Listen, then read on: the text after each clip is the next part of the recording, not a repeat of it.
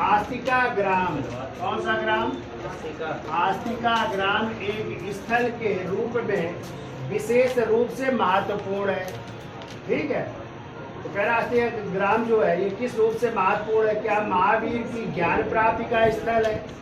क्या पार्श्वनाथ की ज्ञान प्राप्ति का स्थल है? क्या महावीर का प्रथम उपदेश है? या कह रहा उपयुक्त में से कोई नहीं है? चलिए चर्चा कर लेते हैं। तो आपको पता है महावीर को ज्ञान की प्राप्ति हुई थी जम्भी के ग्राम में। कहाँ पे?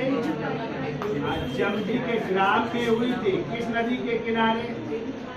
ऋजु पालिका नदी के किनारे। ठीक है, ऋजु पालिका नदी के किनारे। यानी ये आस्तिका ग्राम नहीं होगा, वो तो जम्भी ग्राम है। यानी पहला क्या हो गया? गलत। ये कह रहा पार्श्वनाथ को ज्ञान की प्राप्ति। आपको पता है 23वें तीर्थंकर पार्श्वनाथ थे, जिनका जन्म हुआ था काशी में। काशी के राजा अश्वसेन के बेटे थे। माँ का नाम था वामा, पत्नी का नाम था प्रभावती। 30 वर्ष की अवस्था में गृह त्याग किया, पहुंच गए संवेद पर्वत शिखर में। तो इनको ज्ञान की प्राप्ति कहाँ पे हुई थी? पारसनाथ पहाड़ी पर स्थित संवेद पर्वत शिखर पर। वो भी 83 दिन तक तपस्या की और इसके बाद 84वें दिन ज्ञान की इनको प्राप्त हुई थी। ठीक है, तो यानी इनको ज्ञान की प्राप्ति कहाँ पे हुई थी? संवेद पर्वत।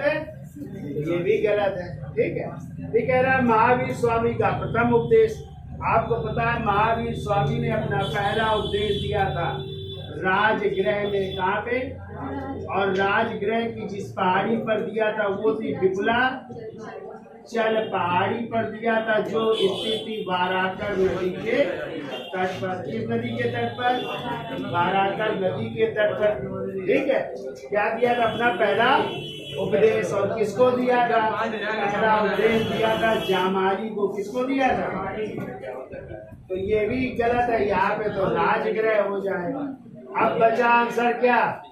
उपयुक्त में से कोई नहीं। तो आपका आंसर क्या होगा? उपयुक्त में से। अब जान लो अस्तिका ग्राम है क्या? आपको पता अस्तिका ग्राम वो है जहाँ महावीर स्वामी